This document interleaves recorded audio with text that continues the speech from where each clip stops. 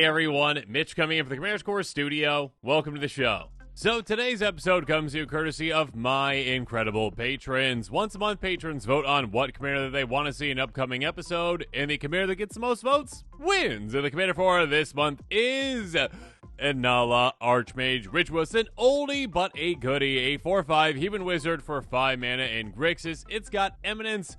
Whenever another non-token wizard enters the battlefield under your control, if Inalla is in the command zone or on the battlefield, you may pay 1. If you do, you get a token that's a copy of that wizard. It gains haste, you exile at the beginning of next end step, and by tapping 5 untapped wizards you control, you can make target player lose 7 life. So, first of all, closing out games can be quite easy once you get this commander in play, but you might never need to do that, actually, because essentially this commander works whether you play it or not. In the command zone, or on the battlefield, but most likely in the command zone, you're just going to keep it there. You're going to play wizard after wizard after wizard. You're going to pay a very low cost of 1 mana to copy that wizard, and then get whatever amazing effects from that wizard you might be getting. Like, enter the battlefield effects. Yeah, it's very easy to double up on those kinds of effects with this, and you get a temporary copy. But sometimes that copy might not be so temporary, and we'll talk about that here in a little bit as well.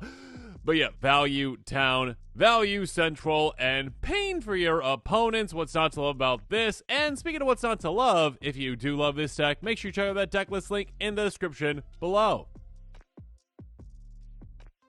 With that said, though, let's jump into the tactics. First up, starting off with some removal. Sidisi's Faithful is a good example of what we can do with this very cheaply. For a single mana, a 0/4, it's got exploit, so ETB, sacrifice a creature. When it exploits a creature, you bounce our creature back to its owner's hand. Here's the thing, we can actually sacrifice this to itself, but also, again, by paying 1 extra mana, we copy it, and then sacrifice that token to itself, and we basically just double bounce. We just go, 2 mana, bounce 2 things, very efficient, very effective. Or at 3 mana, Stern Proctor. Well, 2 mana, then 1 mana to, copy it. You know what I mean. Enters the battlefield, bounce our artifact or enchantment back to its owner's hand. So being able to just very cheaply, very efficiently, very effectively bounce things and just really, slow down the game for our opponents, kind of be just a little bit of a pester to them, just going like, oh, hey, you know what? Oh, no, replay that later. Okay, goodbye. All right. Yeah, cost you some extra mana later, and also maybe make it counterable too. Aether Adept, though, a 2/2 human wizard for 3 mana. ETBs, bounce a creature back to its owner's hand. Aether Channeler, a lot of options for this one. Make a 1/1 bird with flying, bounce another non-land permanent back to its owner's hand, or draw a card. So again, card advantage, or bounce whatever we need out of that, or a bird. Exclusion Mage, again, bouncing a creature for 3 mana. Winter Eldrin, exact same thing. Faller's Faithful. This one is more so like, hey, you know what? Let's just take that thing out. Enters the battlefield, destroy to 1 target other creature, basically. And if that creature wasn't dealt damage this turn, its controller draws 2 cards. Here's the thing. Yeah, okay. It's a little bit of an exchange, and there's going to be the point where, it's worth it, even if that creature hasn't been dealt damage. But yes, it's also something that we can actually use on our own creatures to draw cards when we need to, including you make the token copy of this one, you can actually destroy the original to draw 2 cards off of that too. Urtai Resurrected enters the battlefield, choose up to 1. Target spell, activate ability, or triggered ability, controller draws a card. Or destroy another target creature or planeswalker, its controller draws a card. Yeah, a lot of flexibility with this one. And here's the thing, again, you can choose your own. And yes, this is legendary. You won't get to keep the copy, but still, you get to actually, again, get the ETB out of it, so that's great. Speaking of which, Venser Shaper Savant. It has flash when it enters the battlefield. You're going to return target spell or permanent back to its owner's hand. Again, you don't keep the copy, but you still get the effect. Then there's Step Through, a great card when it comes to bouncing a lot of things. Return 2 target creatures to owner's hands, or an amazing, basically uncounterable tutor, Wizard Cycling for just 2 mana. So cycle it away, go get any wizard out of your deck in your hand. Finally, Cyclone Summoner, one that won't really be effective for us to actually copy, but that's okay, we don't need to. Enters the battlefield. If you cast it from your hand, return all permanents to owner's hands except for giants, wizards, and lands. I guess we can copy and just swing with a 7/7 just open on the battlefield though, right? So there you go. Moving on, Blink. Yeah, Blink effects are amazing with this commander. Basically a good way to reset the ETB for the creature themselves and get that Eminence. Pay that extra 1 mana. and say, you know what, let's get that ETB again twice. So again, Essence Funk's a great blink spell. Basically, get the card to go away, exile it, and then it comes back, right back to the battlefield, and then all of a sudden, you get the ETB. Here's the thing, though, when it comes to blink effects, we also saw that blink multiple things displace. Exile 2 creatures, bring them back again. Ghostly Flicker, exile 2 artifacts, creatures, or lands. Most of the time, we're going to do 2 creatures, because again, doubling up on 2 ETBs, that's pretty amazing. Again, basically for 3 mana, plus 1 mana, it's going to be like, oh yeah, for each creature. So 5 mana in total. Basically, go get 4 ETBs, which is pretty crazy. Illusion Stratagem's exact same thing, except for at 4 mana again. Exile 2 creatures, bring them back, draw a card. We also have some other effects that help us out as well, though, with the Feign Death type cards. Until end of turn, until creature gains. When this creature dies from the battlefield, tap to control, they counter on it. Here's the thing, again, an opponent might be like, okay, I'm finally taking that creature out. And all of a sudden you're like, no. Okay, all right, I'm going to play this card. When it dies, it comes back. I'm going to get its ETB, and I'm going to pay that extra 1 for my commander to get another ETB. Good for me. Supernatural Stamina, basically the exact same thing. Undying Evil, somewhat close. Undying until end of turn, so you have a counter on it. It comes back with a +1 counter on it. Undying Malice, yeah, again, we'll give that counter again like Feign Death, but it's okay. You know what? Whatever. It doesn't matter what these do. It's just like, hey, when they die, they come back. The extra stuff is just kind of extra. I mean, Fake Your Own Death is quite nice, though we do get a treasure when that creature dies too, but again, it's a Feign Death type effect. And then finally, a different kind of way to get value out of ETBs, though. Rescue from the Underworld. Just cost to cast it. We're going to sacrifice 1 creature. Oh, bye-bye. But we choose our creature card in our graveyard, return that card, and the sacrifice card to the battlefield. Under your control to begin next upkeep, exile this. So basically, we sacrifice the creature, it goes away, and then all of a sudden, both of them come back. That and the one that we're reanimating out of our graveyard, we get both ETBs, and again, pay 2 extra mana, and all of a sudden, you got 4 ETBs out of this. Next tactic, though, I'm just calling this ouch, because yeah, our opponents are going to be in a lot of pain when we do this. Nabandi of Iteration. A wizard you control entering causes a triggered ability of a permanent you control to trigger. Triggers an extra time. That's absolutely amazing. Absolutely incredible. Doubling up on all of our ETBs and all of our token ETBs. Our opponents are in big trouble with this.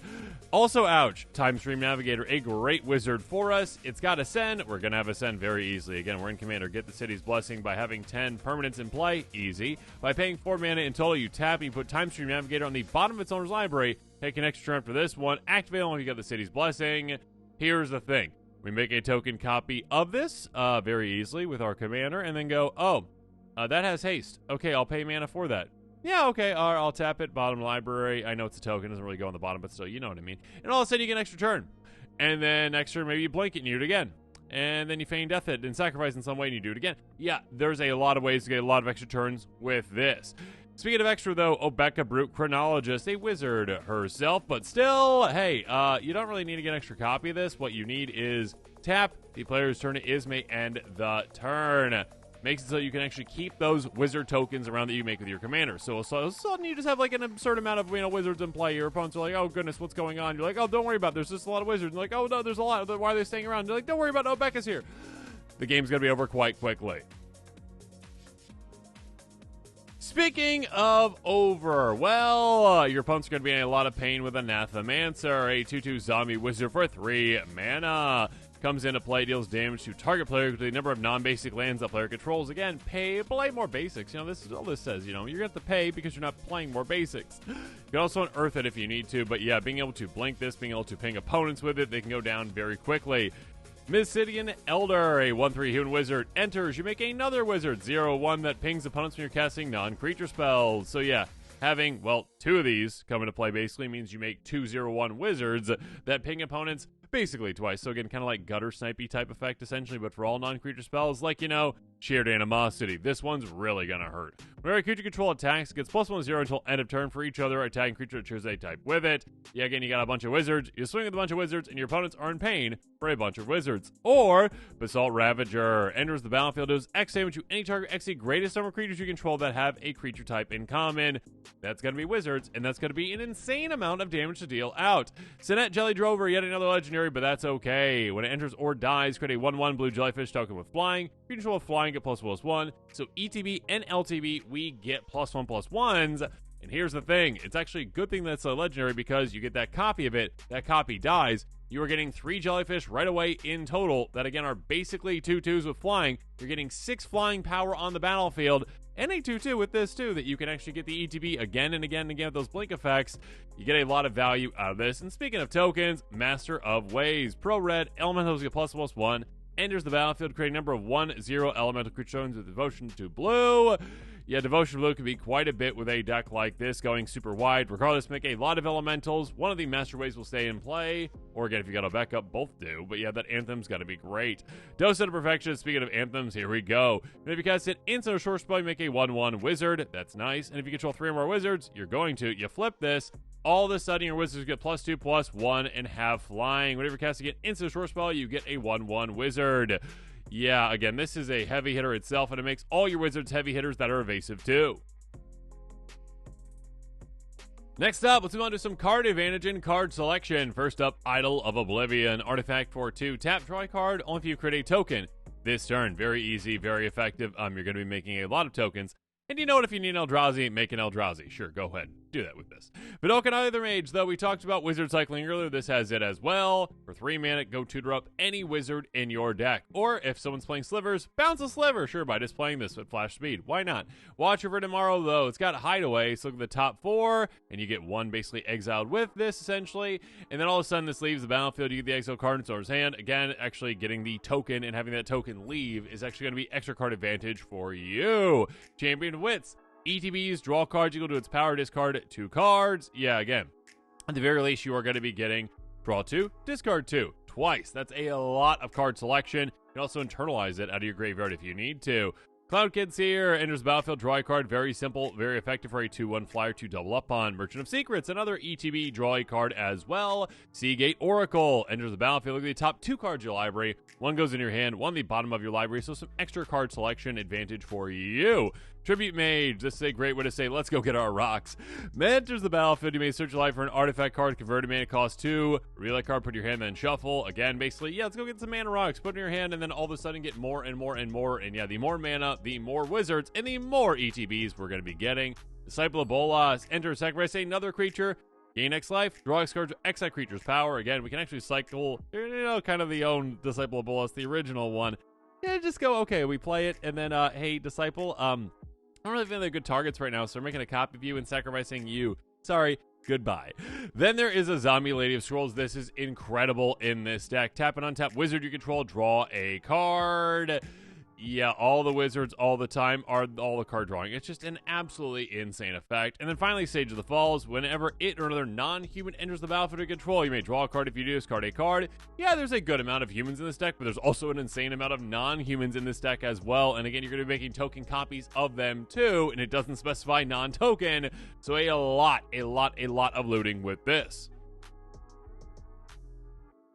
And speaking of looting, well, yeah, getting things in the graveyard can be great for this deck as well. Apprentice Necromancer. By paying a black mana, we tap and sacrifice this. Return target creature card from your graveyard back to the battlefield. Gains haste, being next end step. Sacrifice it. Now, here's the thing.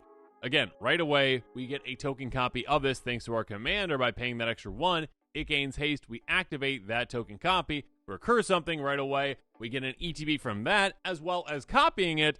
There's a lot going on here and a lot of value to be had. Archaeomancer, very solid, very effective. ETB, bring back an instant source card from your graveyard back to your hand. Yeah, bringing back blink spells basically is really effective with this. And again, you get this a second time by copying with your commander. That's quite good. Bloodline Necromancer. Now, there are certain crazy combos with this one as well. If you want to throw in like an Ashnod's Altar or Phyrexian Altar, that kind of stuff, go for it if you got the budget for that. But Bloodline Necromancer is just good on its own in this deck too. ETBs, you may return target vampire or wizard card the graveyard to the battlefield. Yeah, being able to get wizards back, essentially, again, 2 for the price of 1. That's insane. Puppeteer Click, getting a lot of things back too. ETBs, put target creature card from an opponent's graveyard on the battlefield under control. Gains haste, exile, being next end step, and it says persist, so it will come back and do it again. Daring Wave Rider, ETB, may cast target instant card, mana value 4 or less from your graveyard, paying its mana cost. Go over your graveyard, exile instead. Again, being able to recast a blink spell out of your graveyard can be amazing with this. Scholar of the Ages, this one's even bigger. ETBs turn to 2 instant sorcerer cards from graveyard to your hand. Basically a double Archaeomancer, just absolutely insane. it comes into play, you double it up, and then you pay a mana, and then you double it up again, getting 4 things back out of your graveyard. Yeah, lots of value to be had.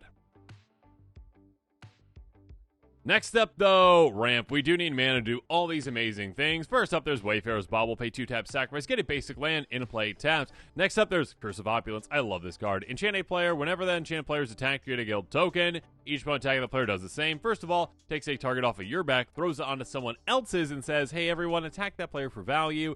And of course, with those little hasty wizards that you're making, you might just be like, okay, yeah, you already got the ETB out of you, whatever, I don't really care about you in combat. Let's throw you at the player, and I get a gold token. Cool.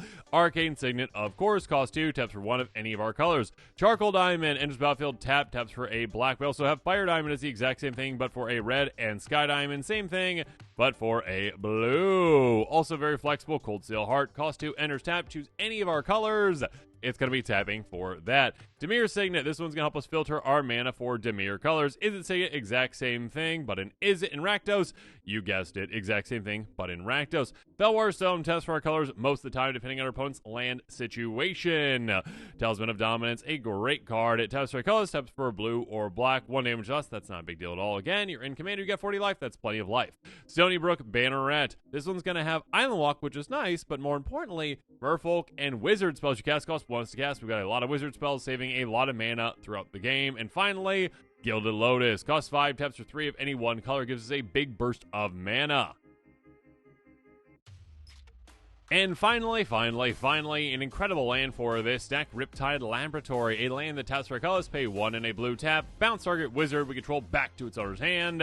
Being able to just bounce our wizards and go, okay, I got the ETB, awesome, all right, let's do it again. Okay, I got the ETB, awesome, let's do it again. You can get some amazing effects with this one. It is a great land, again, not really to give a spot in the deck at all. And with that, this episode is come to a close. Make sure you comment below with your thoughts on it. And of course, as always, thanks again and have a good one.